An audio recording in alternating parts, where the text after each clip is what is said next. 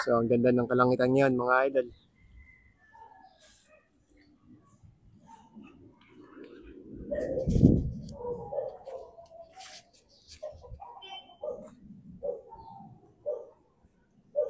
So, nature feels, nature trip tayo, mga idol. Ganda.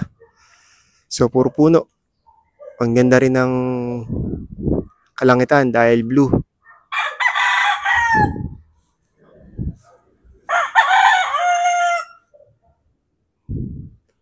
Kaso ayan, may nagdidilim din na naman.